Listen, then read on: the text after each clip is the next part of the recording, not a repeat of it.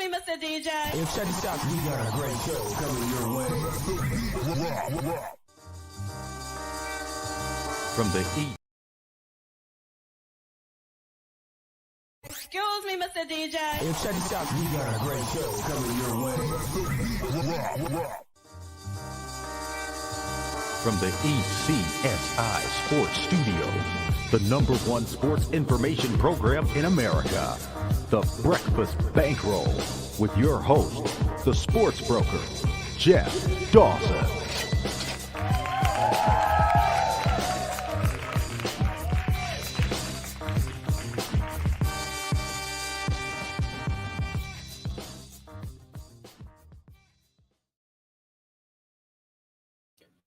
Good afternoon, everybody. What is happening? This is Jeff Dawson, East Coast Sports Investors, and this is your closing bell for Monday, April 3rd, 2023.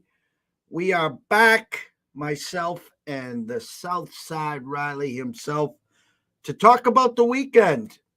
There's a big basketball game tonight at 9:15. There's a team called UConn playing for its 5th national title, 4-0 in this spot. Myself holding a 16-1 future on them. They've made it look pretty easy. And I say this every time. I'm going to say it for the last time. I go back on the tapes late November, early December with myself and Riley. I talk about this team, 14-0, number 2 in the country, beat Oregon by almost 30, beat Alabama by 13, beat Okie State by double digits. And I said, guys, just pump the brakes. 14-0, number 2 in the country. I says, let's do this in March. Let's do this in April. Well, guess what? They have tough early games. Iona, St. Mary's. The second weekend, this past weekend, actually, as the phone rings, this past weekend, again, took care of business. They are now 16-0 against non-conference teams this year, 15-1 against the spread. They're winning by double digits, yet they are 7-point favorites right now with a 132 in the hook. Am I nervous? Yeah, I am. Damn straight I am. What have I said this whole damn tournament? They're going to go as far as Jordan Hawkins and Sonogo takes them. It's very simple. Well, guess what? Hawkins had the stomach bug this on Saturday. I don't know if he's 100% today. Sonogo has yet to get into foul trouble. UConn has yet to have one of those scoring droughts. Yet in comes the San Diego State team that I remember, they were fortunate on Saturday. FAU was the better team, but they found a way to win. But I remember this team beating Alabama, beat a Creighton, who Creighton beat UConn. Okay, so anyone sitting here that thinks this is a slam dunk and just punch tickets to 9:15 till they tip up, God bless you. God bless you, because it's not a slam dunk here. Okay, this could be a first 1 to 60 wins the game. I've seen UConn team total 69.5, 70, 70.5. I'll go on record right now. They're not getting to 70 today. I hope I'm wrong. I hope they get to 70 at halftime for all that. But enough for me. Let's bring him in, the one and only Mr. Southside Riley. What is up, Riley? What is up, my friend? Happy Monday afternoon, Championship Monday. I am ready to rock, as I am sure you are. Obviously, I mean it's okay to be nervous. Obviously, that doesn't mean you're shaking in your boots necessarily, and you think they're gonna lose. But you're human to be nervous for a championship game there with the old UConn Huskies there. So I'm excited for you. I've been rooting for this team the last couple of rounds. Most of the tournament, whether it's for you or not, I don't know. But, here we are, obviously. And I think you said something the other last week where if it's UConn FAU, it might have felt like that Duke and Butler kind of run. This one almost feels like the UConn Butler game the year after that was kind of a paint dry national championship. So I don't want to completely agree with you, but it would not surprise me if what you said is correct and it's first one to 60, 65, whatever it is. So I'm interested to see how this one plays out. Obviously, UConn, obviously the most dominant team by far in this tournament. I mean, all these games have been pretty close to box to wire, or not, if not, at least one dominant half in each game. So I don't think that's going to happen again from my perspective, but that doesn't mean they can't win by, 7-8 points convincingly here. And, maybe the spread action is a little sweaty down the stretch here tonight. It's almost been like blueprint. In other words, up 10, up 13 at half. And I always talk about being a former D3 women's basketball coach. It's you got to win the first 5 minutes of the second half. What did you do at halftime? What did you make for adjustments? Like the Zags game, 13-point lead. Next thing you know, it was 20. Again, on Saturday, 10-point lead at half. Next thing you know, it's 20. This team has made the right adjustments. And what you're seeing is just how deep this team is. He's running out 6, 7, 8, 9 guys, and they're just long. They're rebounding. Again, Sonogo reminds me of Elijah out there. He's hitting threes. Next thing you know, he's dunking, he's rebounding, he's blocking. He's done it all. Yeah, and the depth is honestly, it's huge. It's funny you said that because I was watching I was watching the games on Saturday night, the Final Four games with my dad, and he doesn't watch a ton of college basketball, but even just watching 2-3 rounds here, he made that comment. It's like, man, they're just deeper than everybody that they've been playing, and especially Miami, who kind of had obviously gave it a nice second half run at one point to cut it to single digits, but relying on a handful of guys there to either be fantastic, or if it's an off night of shooting, you're going to get what you saw. So if that's how they win, that's how they're going to do it again, is with some solid depth and keeping guys fresh, and obviously the guys that need to step up, stepping up at the right time, and if that's how the path to winning, that's what they're going to do tonight, obviously, and that's why they won. Yeah, and it's funny. I kept saying Sonogo can't get into foul trouble, but it's been Jackson that's gotten the 2 early fouls the last couple games, sitting for most of the first half.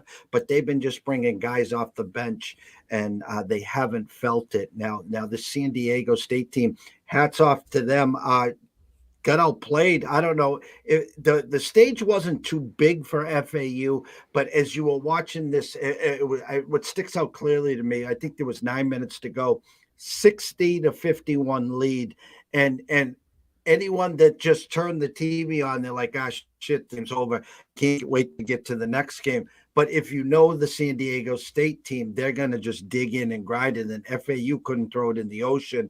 And next thing you know, it's tied up. Then a 3-point lead, a 3-point lead. And then going in for the dagger, shot blocked. And then, hats off. Didn't call the timeout. And I wish more coaches would do this. Why call the timeout and set up? Let them go. They'll find a shot. They'll find the open guy. And I think if they called the timeout after the block and missed shot, they probably wouldn't have made the shot and they wouldn't be playing tonight. No, and especially when you don't have one bona fide go-to, 20-point per game score or something like that, where unless you think you can draw up the perfect play to get that guy open, which they don't have. So, and in real time, I thought he was. It almost looked like he was unaware of the time running off. But kudos to him. That kind of maybe that's what you want him to think, and then you kind of pull up quick and hit the jumper. So. That one was awesome. Like you said, I think if they get into a similar situation because of what they have, it sounded like from what their coach said, it sounded like they kind of planned that up. Whatever the previous timeout or whatever the previous stoppage was, he kind of said, if we're in this situation, we're gonna. And I think he said that we're gonna give it to Butler, who ended up hitting the shot. So. Credit. You have to have a plan, and like you and I talked about it last week. These teams that don't really get a shot off, you have to at least get something good up. Well, obviously you want something good, but you got to get something up. And some of these teams sometimes look like they've never been in that situation. And the next thing you know, you got 1 second left, and you're getting blocked on a 25-foot shot. So credit to these teams, as silly as it simple as it sounds. Credit to these teams that appear to actually know what they're doing in these situations here. And then I didn't even realize there was a picture. He almost stepped out of bounds. He missed by like this much of his Yeah. foot stepping out of bounds. So that was that there. ECSI VIPs, another envelope Monday. Our 14th in the last 19 weeks. We've had two losing weeks, 14 envelope Mondays, 2 losing weeks, 3 pushes. We're 1 week away from 5 months. So if that's not a resume of what we've done the last 5 months, hats off. 9-4-1 plus 4.3 units. A lot of us holding on to a plus 1,600 on UConn tonight. Some of us have reached out to me and our team and asked about potentially guaranteeing profit, and I had no problem with that as well. You're already a winner, guys. So, you walk out the door and there's 3 crisp $100 bills on your doorstep. Are you gonna leave them there for whoever comes out next, or you're gonna bend down and pick them up? And what's the commercial that's going around with Chuck right now? Guaranteed. There you go. That's what you're. That's what you're going for. I did watch. It's funny. Friday we had over 149 and a hook on Iowa, South Carolina. It landed on 150. Yesterday it's funny. I try to teach this to people. Maybe people will understand. When you see a number and there's only one way the number can go, trust and respect the opening number. The true number was 161.5 on LSU and Iowa yesterday. Of course, the people look and say tonight's number is only 132, 133, and you're seeing a women's game in the 160s.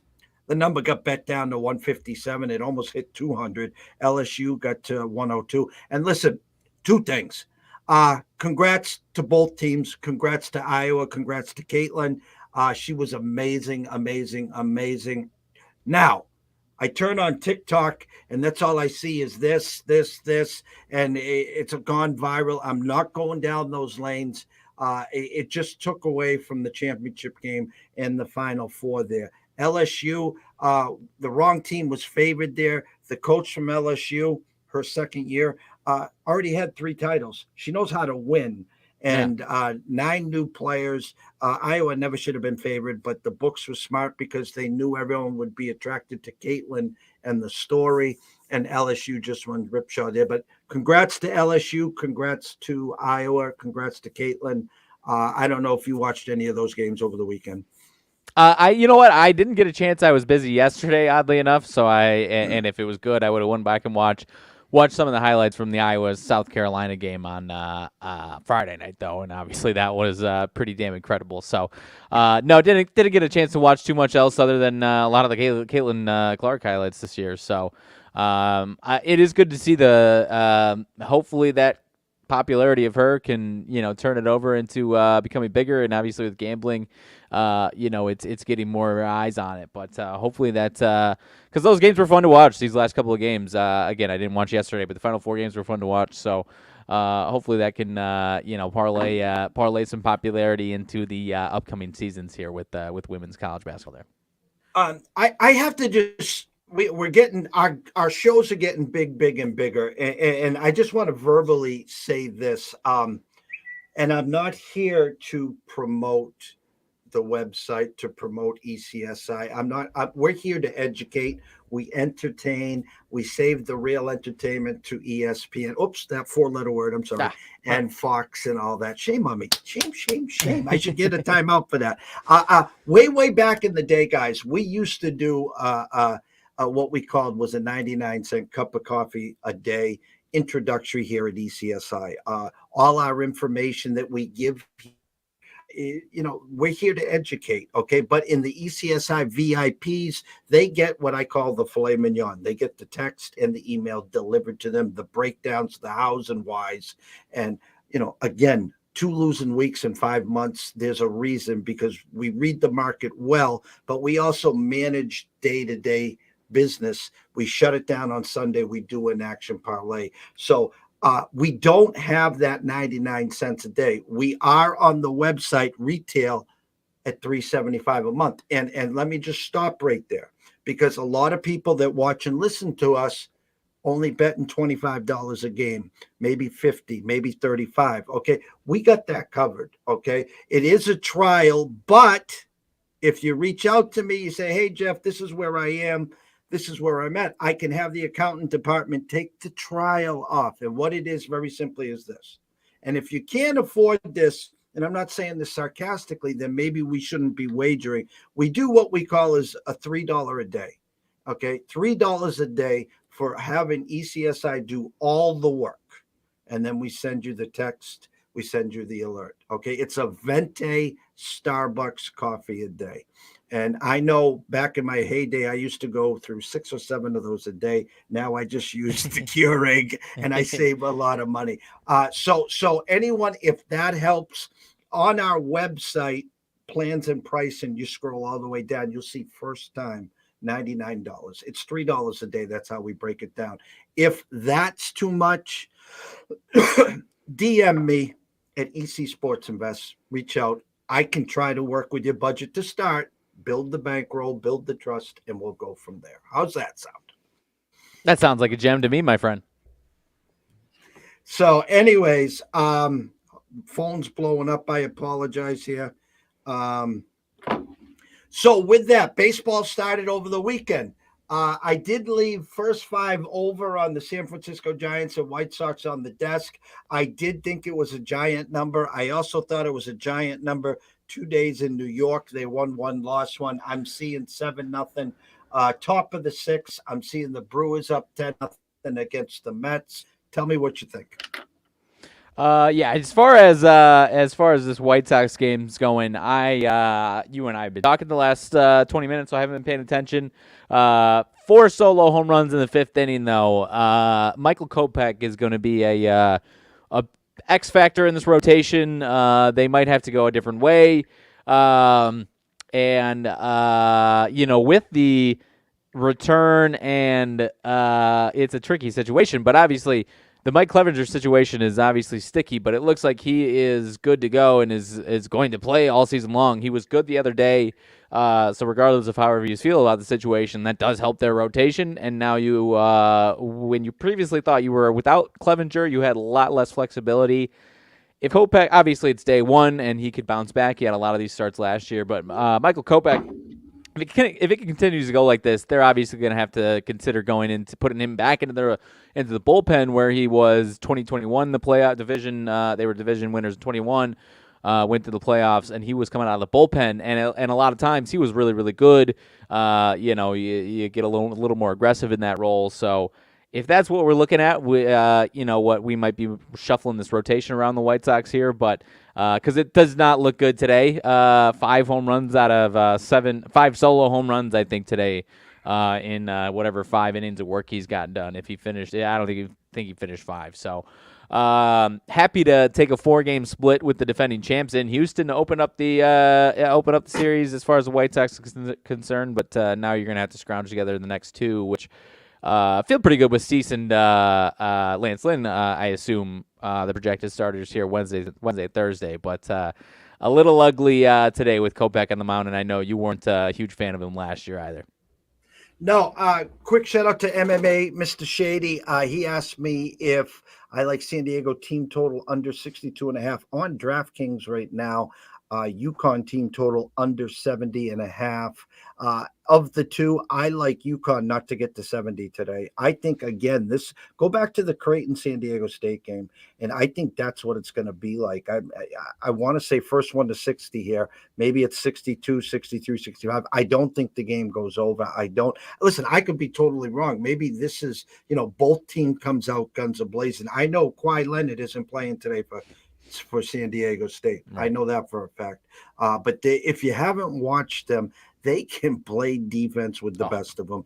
And listen, I keep biting maybe I keep saying it so it doesn't happen. Sonogo hasn't been in foul trouble yet. UConn hasn't had one of those long scoring droughts yet.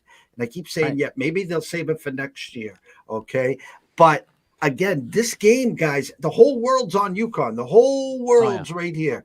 And my daughter was down for the weekend and she went back today. I says, listen, Do not call me at 2:00 and ask for bail money. Do not call me and say, "Hey, by the way, Dad, it wasn't me. It was don't put yourself into that situation. These campuses on these championship games, I should have kept her here for one more day and drove her home at 6 a.m. tomorrow.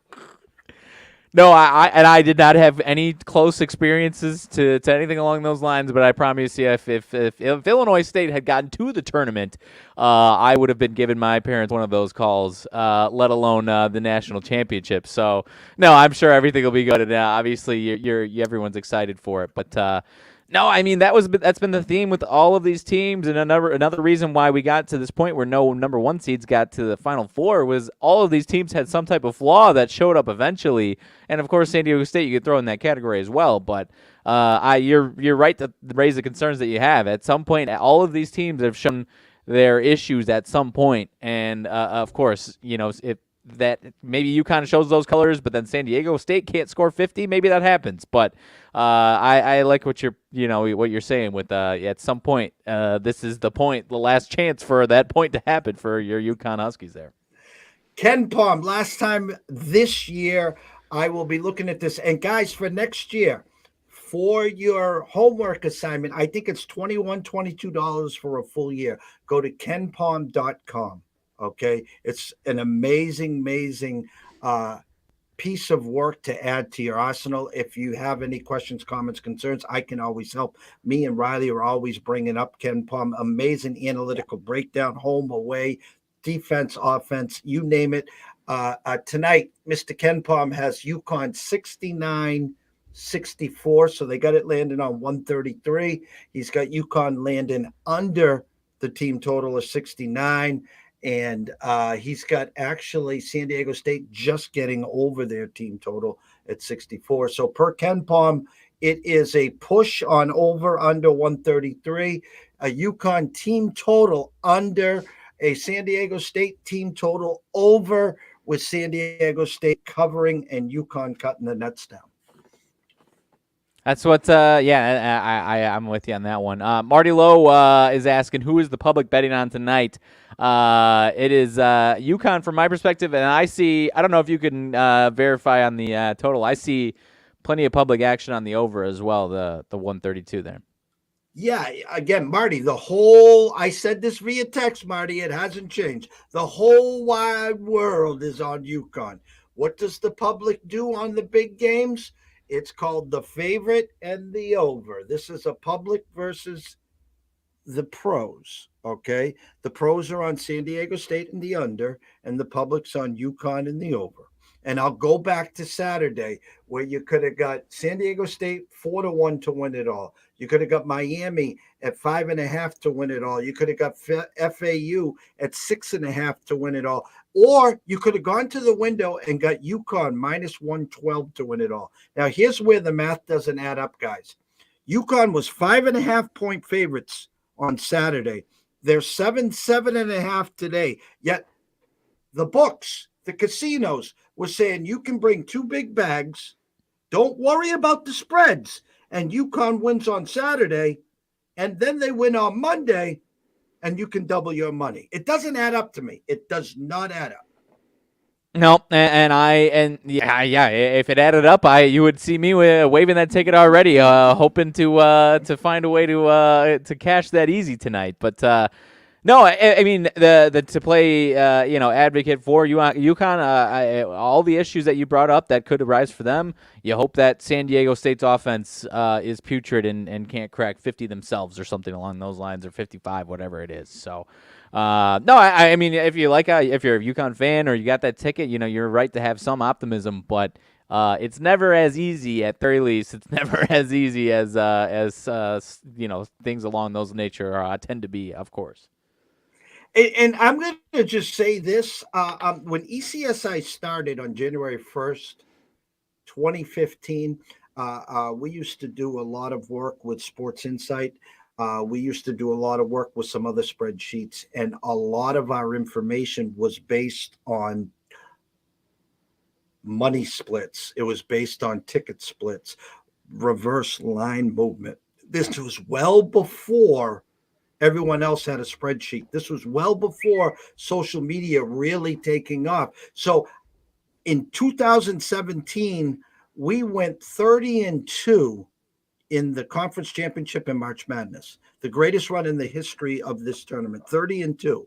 And I still have 98% of those customers since 17 that are still here with us. But we were able to read 60% of the bets, 80% of the money on one side, yet the line dropped a point and a half, reverse line movement, therefore run to the window. And it was just like, oh, and it was just fish in a barrel. Now, these guys are giving you phony splits. They're giving you phony numbers. They're almost shading the numbers to the way they want you to see it. So you're actually betting the opposite. That you're betting against what they want. Yeah, and even you're absolutely right. You would know them a lot more than even over the last 3 years. That type of stuff has changed year over year, and everything that you look at as far as those is not been as easy to look at. So.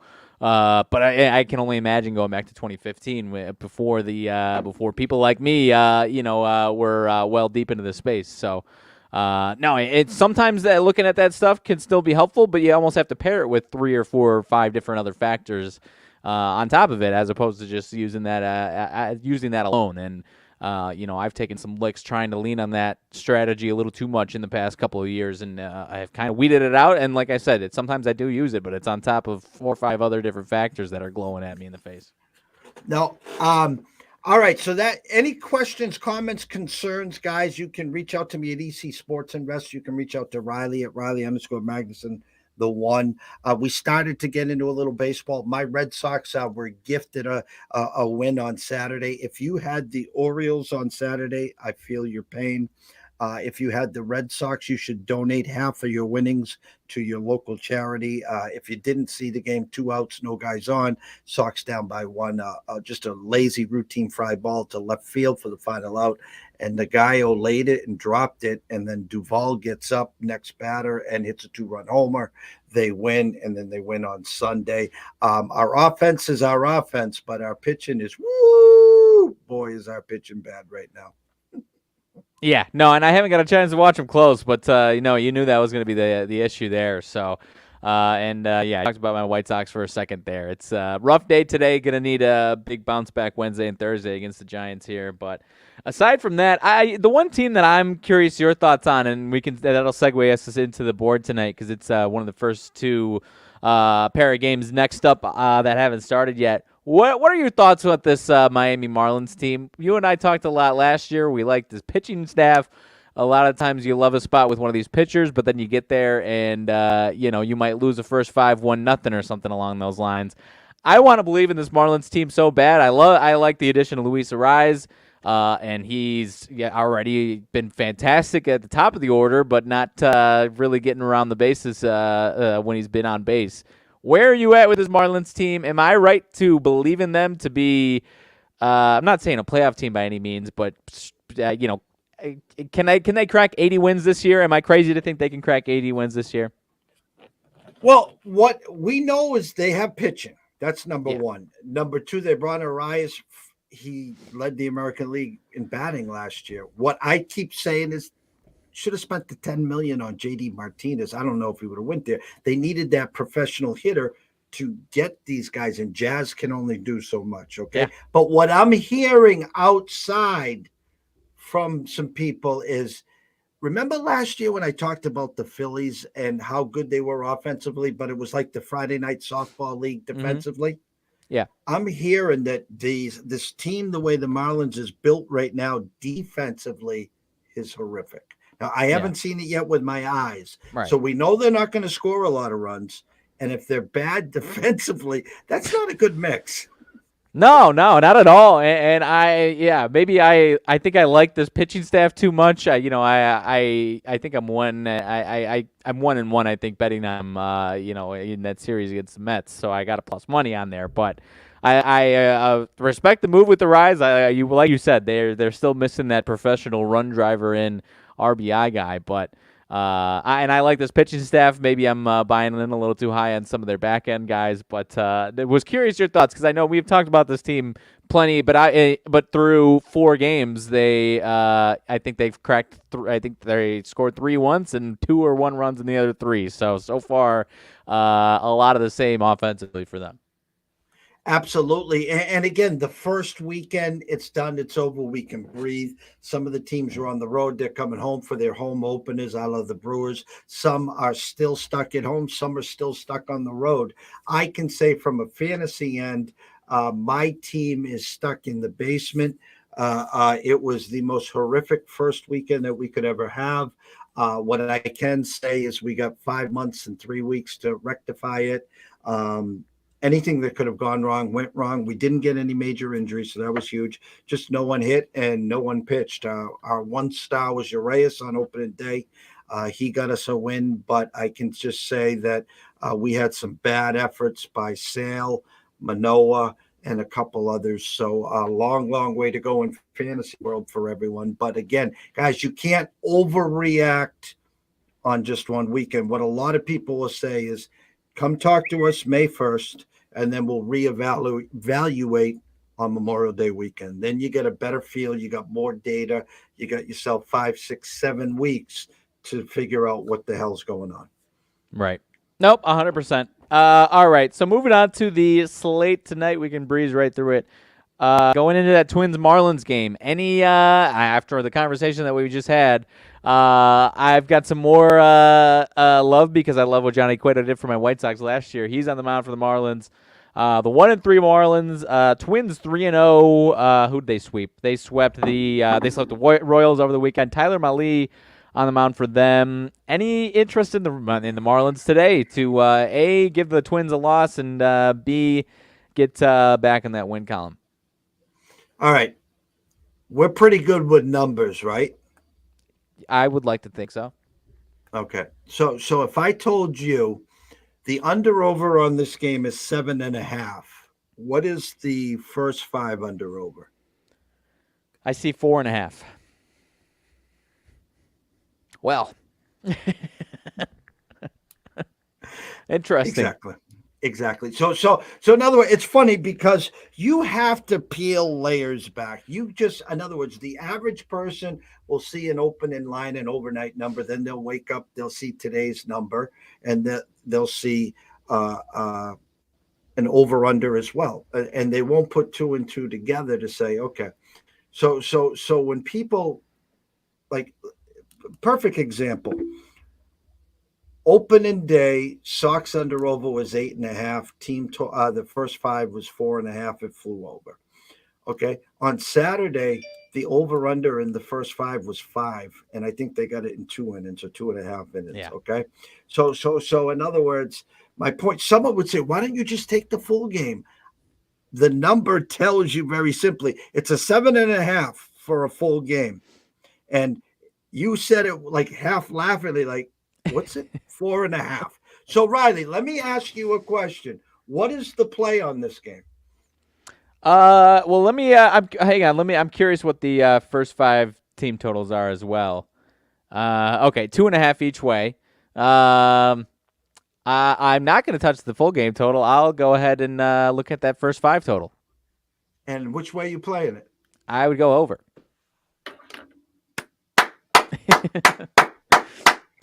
That's right. Get in, get out, collect. See, you wouldn't want to be. We've been doing a lot of team totals in college football, in NHL. We did some in the NFL.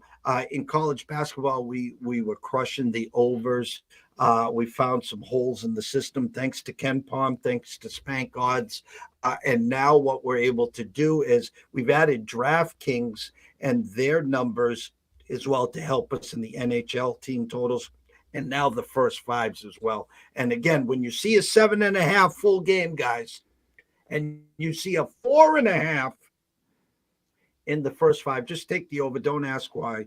It was like I left on your desk. It was 4 shaded over on your White Sox game today. And I left it on the desk. I was like, I'm not going to dive in early. And then I saw 3-0. I'm like, okay, just stay there. And then I saw 5-0, 7-0. And I was like, shit. No, yeah, and you could absolutely sell me that one, if not both, these guys are in for a rough first few innings out of this pitching matchup here. So, all right, moving on to Cubs and Reds. Cubs 1-2, Reds 2-1. They who'd they take? Oh yeah, 2 out of 3 from the Pirates. Bottom 2 in the NL Central, presumably there. But now you've got Drew Smiley and I don't know the first name here. Overton for the Reds. Connor Overton for the Reds. Drew Smiley last year ended the season okay, if I remember correctly. But anyways, here, one minus 118, 120 for the Cubs here. Thinking this is a Reds number? Question mark. The hype on the Cubs, now they're on the road. I was looking at this game. For me, for some reason, I kind of sort of leaned on the over. I had an overnight number of 130. It was get bet down right now at circa. It looks. Oh, actually, I was going to say they took it down. Let me hold on one second because now my screen's all changing up here. Let me go back to that for you. I had a 125 overnight. I'm sorry, guys. 117 now. So Cincy is getting some action. 8.5 over minus 23 cents. I'll go on record here, guys. First 1 to 5 wins this. I think it's a 5-4 final. That's what I think. Okay. Yeah, fair enough. I was kind of leaning towards the Reds number, kind of like you said. I think the average person might think the Reds are, despite 2-1, not a very good team at all, and might be a little overhyped on the Cubs. So that was me leaning towards the Reds, but I could absolutely believe what you're saying there. This one could be a close one. Yeah, like you said, 5-4. I don't hate that at all. Phillies in New York, in the Bronx. Walker versus Cortez. Phillies 0-3 got swept by the Rangers over the weekend. Yankees take 2 out of 3 from the Phillies. Any love towards the Phillies getting a win today, or is this number screaming Yankees to you? Do you remember what we talked about last year every Monday? I know this is I don't think you're gonna remember, so I'll help you here. ESPN game, team traveling, never fared well on Monday. Remember that? I very much do now that you say it. Yeah, so to me, it's a Yankees or nothing here. Phillies played in Texas last night. They lost. They've lost 3 in a row, I think it is now. Now they travel to New York. Again, I'm not here to announce minus 170. I'm not here to announce minus a 1.5 because you're not guaranteed the last at bat with the Yankees. If you wanted to get in here, maybe a Yankees minus a half run first 5. I don't know what their team total is. Let me see. It's an 8 or 7.5. I would assume the Yankees today, 4.5 or a 4 on the team total? Yeah, I see. Depends on the book, but mostly 4.5. Yep. Yeah, so for them to get to 5 maybe at plus money. But again, ESPN Sunday game, the team that travels usually doesn't bode well on Monday. So I couldn't play the Phillies with Riley's $100 bill right now. Yep. No, I'm glad you mentioned that. I didn't realize that was the game last night. Honestly, the Phillies, but that was about as tried and true for an MLB thought as there was last year. So I'm glad you brought it back to us. But let's see. Minus a half in the first 5. I saw a better. I think you can get a better price, but minus 120. I see on DraftKings minus 130. Yankees minus half in the first 5 there. So, no, I like what you're saying 100% with that one. Rays in the at Nationals. Rays at Nationals. Rasmussen versus Williams in this one. Let's see. Rays about minus 175. I think that number's gone up if I'm not wrong there. Nationals 1-2 found a way to get a win yesterday at home against the Braves. And the Rays took care of the Detroit Tigers pretty easily here. Think the Rays keep it moving, or is this kind of a Nationals number here? I think the Nats are going to be one of those win 1 in every series. They're going to lose 2, win 1. I give the pitching edge to the Rays with Rasmussen again. First road game for Rays. I've seen about a 356 split. They had an opening number on this game of 200. It is now 179 on Tampa. So a little money coming in on the Nats. The only way I could play Tampa today would be minus a half first five or minus a run and a half full game. Why? Because they're guaranteed the 27 outs. They're on, but again, either so you need that 5-3, 4-2, or something like that. It's a game where I could find other places to play tonight, but if I had to play this game, I would figure out how I was going to play the Rays. Yeah, no, I'm 100% with you. And my other hesitation would be the Rays' offense was great for the first 3 games, so maybe you're feeling a Monday regression day offensively. I don't know. If you like the Rays, though, you like the Rays, and you can forget what I said about that. That would be my only hesitation, is what I'm trying to say. Your Red Sox, you're sitting right in front of it. Red Sox hosting the Pittsburgh Pirates. Oviedo versus Cutter Crawford. Red Sox minus 150. Total of 9.5 on this one. Red Sox 2-1 over the Orioles over the weekend. Pittsburgh takes 1 out of 3 against the Reds. Obviously not a matchup that happens often, but I believe these two teams played last year in Pittsburgh, and the Red Sox got 2 out of 3 is what I'm seeing here. Any thoughts on this one either which way? Cutter Crawford versus was it Oviedo? I'm seeing splits on Pittsburgh. I had an actual number of Sox minus 170 at circa. Now they're minus 147 with a 9.5 juiced under minus 20 cents. I think if you look at the first 5, again, they're the only one on the board today with a 5 on the first 5. Last time they were a 5, that was Saturday against Chris Sale. Offensively, they're playing great. Just their pitching's horrendous. I don't know what to expect from Cutter Crawford. I think you might can go in there and get cute if you want to look at some team totals with Pittsburgh over. Are they 3.5 or 4 Pittsburgh today? Team total? I see 4 or 4.5. 4, you're you're paying minus 130 or something like that. 4.5, I see plus money though. You know what? Hey, listen, I don't like to say go take the minus 130s or anything like that. Listen, I could see Pittsburgh getting a 5 today. There's no doubt about it, and you're getting plus money there. I'm not going to lay the wood with the Sox. I wouldn't even lay the wood with the Sox minus a half in the first 5 either. Their team total, my assumption would be they got to be at least 4.5 today, right? Yeah, they're both 4.5 in this one. Pirates here plus money. Red Sox over 4.5 minus 135. I see. All right, so I think the play in this game, if you want to play it, is Pittsburgh team total over 4.5. Get them plus money. You win, you lose. Listen, they don't have to win the game, guys. Right. They don't have to. Just get to 5 and change the station. That's all. Right. 100%. And you either believe in Cutter Crawford to be a lot better than last year, or you think he's the same guy as last year, and it's going to be an ugly, little bit rocky for him there. So I'm with you on that one. How about this one? Toronto 1-2 didn't have the best weekend, obviously, to start their season in St. Louis. Facing at Kansas City, Royals 0-3, a couple of shutouts to start it, and then a 7-4 loss yesterday. Minus 135 Toronto with Barrios on the mound versus Brady Singer. Did this one sell it all to you? Did this one seem like a Royals number, or am I off my rocker with this one?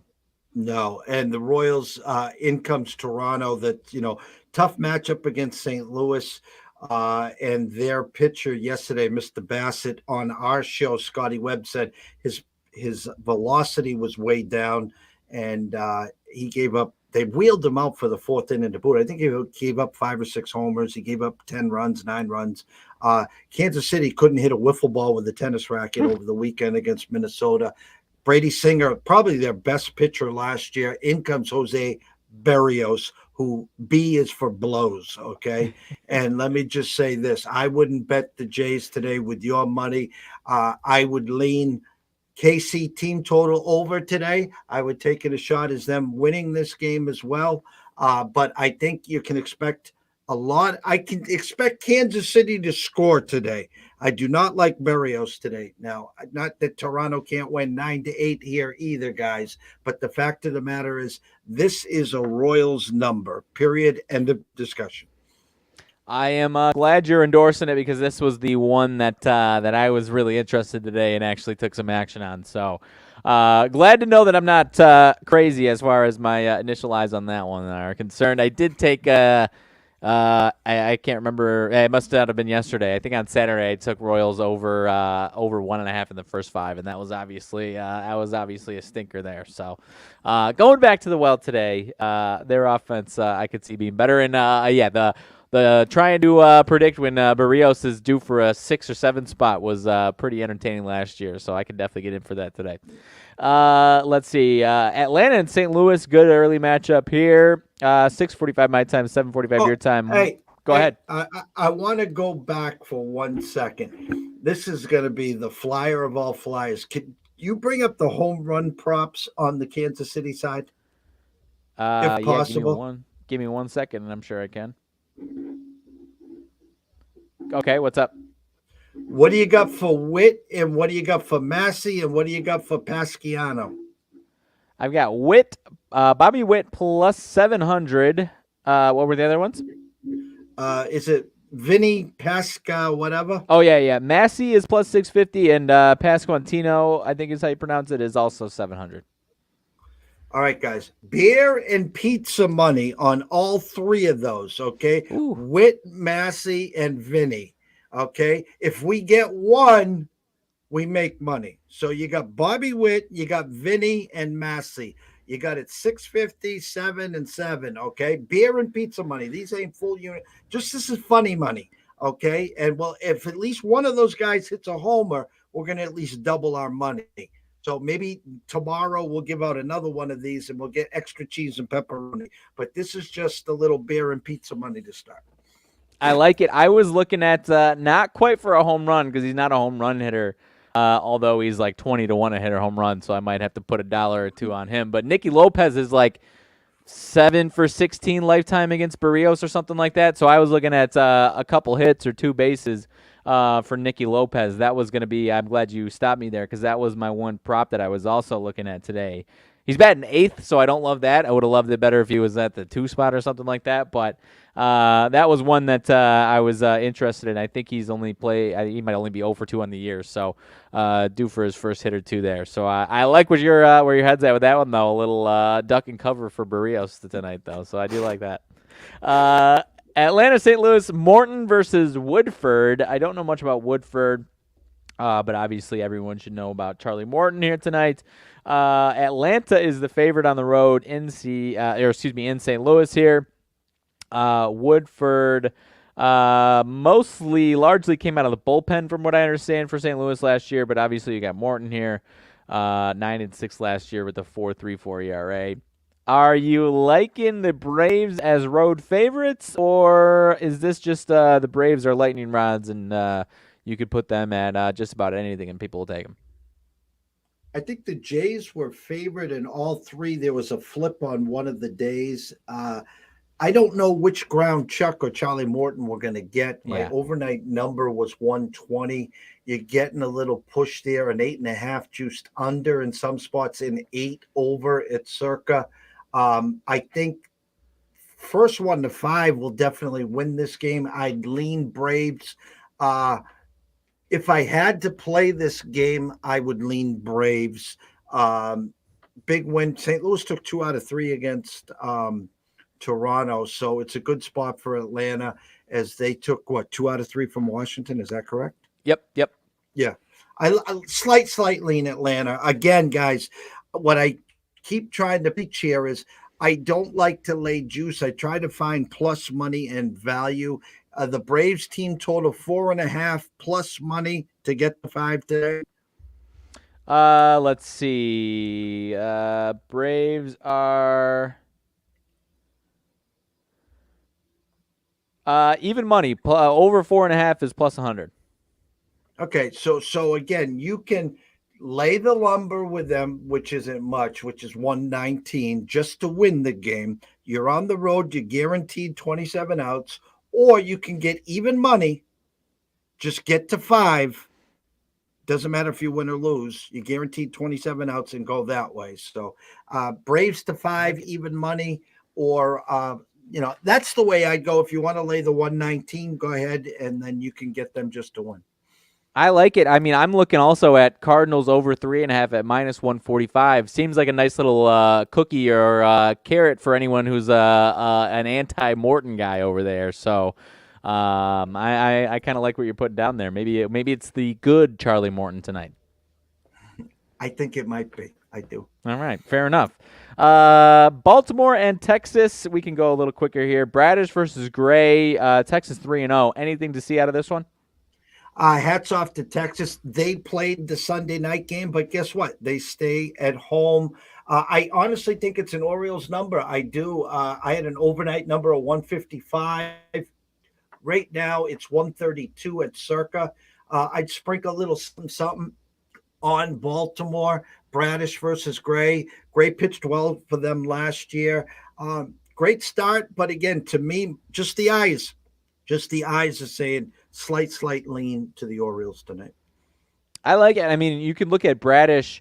His overall season numbers weren't good last year, 4.9 ERA, but a lot of that was in the first half of the season. The second half, he kind of turned it on. I don't want to say he was an all-star or anything like that, but sub-4 ERA in the months of August and September, and you're showing a 4.9 ERA. Obviously, things were rough in the beginning of the season last year, but if you're getting that guy, Bradish, then absolutely, I 100% agree with you. 3-0 Rangers looking for a regression spot. I'm 100% behind that one as well. Let's see here. I believe Houston, Detroit at Houston. Houston, big favorites, -230. -120 on the run line against 0-3 Detroit. Boyd versus Brown for the Astros here tonight. Any love for Detroit to they put up 0, 2, and 1 runs. Any love for Detroit to score some runs tonight? It's funny, Mr. Brown, I think, making his official debut. This is the next coming. This is the passing of the torch. I don't know if he pitched for them at all last year's up in the bigs. This kid is a flamethrower. He is good. Now, if I asked you very simply this, my overnight number was 225. It's down to trip twos, 222. My overnight number was 8.5. Now it's an 8. And I'm going to tell you this, you guys. Tell everyone again how many runs that Detroit scored this weekend. 0, 2, and 1.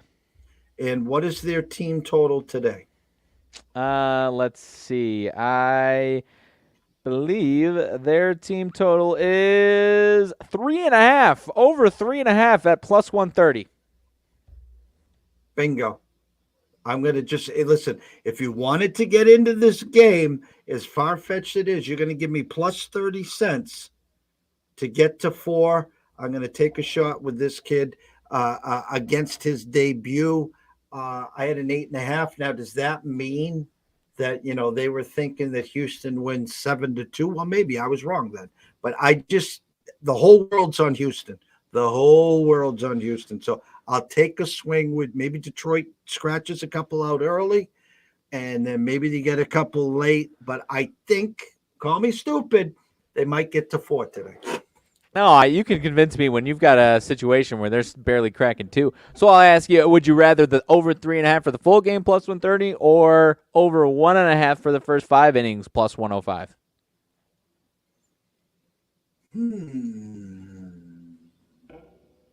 Well, that number you're giving me scares me because you're giving me 15 outs to get to 2.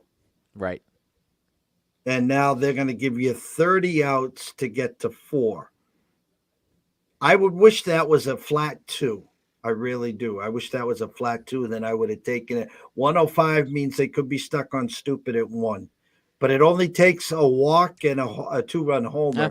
So I'll take my 27 outs to get to 4. How's that? I like it. I do like it. I figured I'd at least bring up the question. And if you really think Houston starter is going to be, a tomato can, then, you go to the first 5. But if you like you like the full game, you go to the full game. Let's see. That was Detroit, Houston. Cleveland and Oakland. Cleveland 3-1, nice showing in Seattle. Actually, I don't know where it was, but nice showing at Seattle. 3-1 there. Oakland 1-2. Another team 2 runs scored. They win the opener against the Angels 2-1. Then they lose 1-13 and 0-6. Another team that cannot score, and we're sitting at -155 for the Cleveland Guardians. Any love for the A's to pull this one off at all here? Caprillion was a gas can for us last year, and now you got an Oakland team again that just can't win.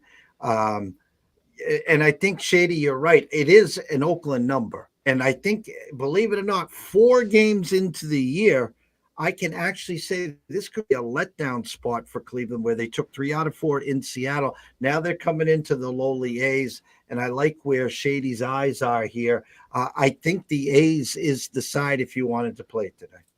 Well, shoot, I don't know what Cleveland's history here is on the West Coast, but coming from another AL Central team, the West, and a lot of times where my White Sox is a house of horrors, or when you do have a nice series like they had, the next one is not so nice. So it is a tough pill to swallow. If I'm considering jumping in the A's, if they get it and they win, or whatever they do and they win, then I'm probably taking my money and running. But could be another situation where I look to the maybe we're looking at them again the rest of this week against Cleveland here, and not a letdown spot, and I think this is without looking at the other ones, I assume this is probably the best spot for them. But could be a couple games here that are ugly for Cleveland and Oakland here. Go ahead. 7.5. So did they give you the 3.5 on plus money for Oakland for a team total? Let's see. 3.5 plus 110. They probably get to 4 if you wanted to. I like them as the dog to win this game, though. I'm with you. And I mean, Plesac himself, for a Cleveland starter, could absolutely give up. Doesn't matter who that he's facing. I mean, he could be good. He's another one that could be rough on his bad day there for sure. Let's see. Angels and Mariners, talked about both those teams against the other 2 teams in that matchup. Detmers for the Angels. Angels went 2-1 against the A's. George Kirby on the mound for Seattle went 1-3 against Cleveland there. Seattle minus 140 as we speak right now, with a 7.5, I do believe, but maybe a 7 in a couple different spots there, or maybe even an 8. I'm sorry, a couple 7s. Let's see. What do you think with this one? Angels 13-6 runs over the last 2 days. Seattle offensively a little back and forth through their first 4 games. Any thoughts of a letdown for the Angels with what they did the last 2 games, or are you ignoring those last 2 scores altogether? I'm going to be big on Detmers all year. I think he has a big year for the Angels. With that said, I don't like the spot. I think Kirby, my overnight number on Kirby was a 150. It's down to 140 right now. You can get it as low as 134 at Bet Online. I lean Mariners. I think it will be a low-scoring game. Am I thrilled to go into this game? No, this could be a popcorn second half. Hopefully UConn up by 20 and go to that game there. But that's my thought process. So. Yeah, and what about Kirby? What do you like him, or do you think I don't know? I do like Kirby, but second year, I want to see him come out and maybe put a couple together before I'm feeling good about him this year. No, I think Kirby has a good year. It's a great pitcher matchup. I think it will be a low-scoring game. With that said, it will probably be 9-8. But jokingly, I got to trust and respect that overnight opening number of 150. Public sees the Angels, Shotani, Trout, and they're like, shit, look at what Seattle did against the Guardians. Therefore, it's a great spot to back Angels, when in turn the true value is on the Mariners today. No, fair enough. Arizona and San Diego, both teams 2-2 coming into this one. Arizona splits with the Dodgers, going back and forth. Offensively, though, Arizona 2-2, 1-2, so a couple nice pitching outings for them. Colorado's 2-2 against San Diego. San Diego 2-2 against Colorado. 2-1 offensively, and then 8-3 scored. So offensively, 3 out of 4 games have been rough so far for San Diego. They are only minus 140 here at home against Arizona. Feeling like this is a tough spot for San Diego tonight? They had a tough read. They didn't start well. Their offense is coming on. Um, 155 overnight number. Arizona getting some respect here. Um, Nelson and Weathers. I mean, first 1-5 wins that game. How's that sound?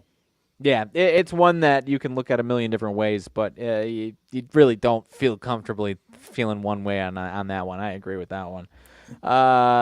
Let's see. Last one up is Colorado and the Dodgers. Feltner versus Grove.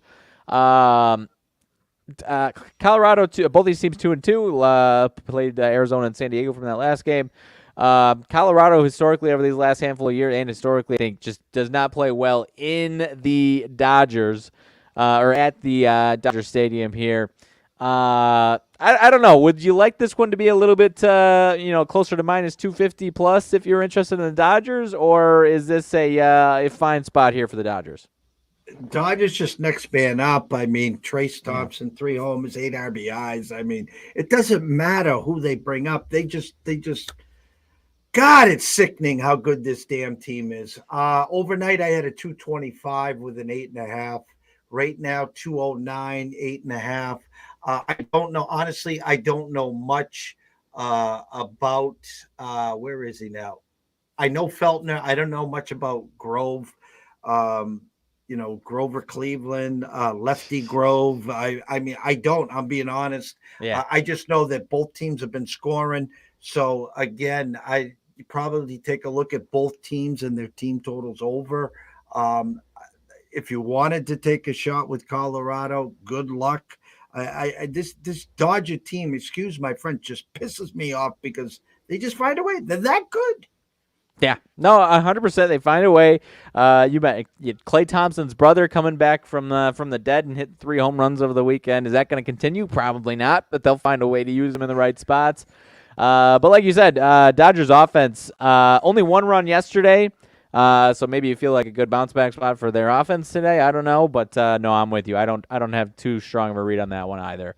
And that about does it. Milwaukee 10-0 goes final. White Sox a couple runs across, so 7-2 now, but bottom of the 8th there. So nothing else going on too much there. No NBA tonight. So you get a night off with college basketball and the MLB as far as the NBA is concerned. But coming down the pipe with the NBA, not too much action left in the regular season.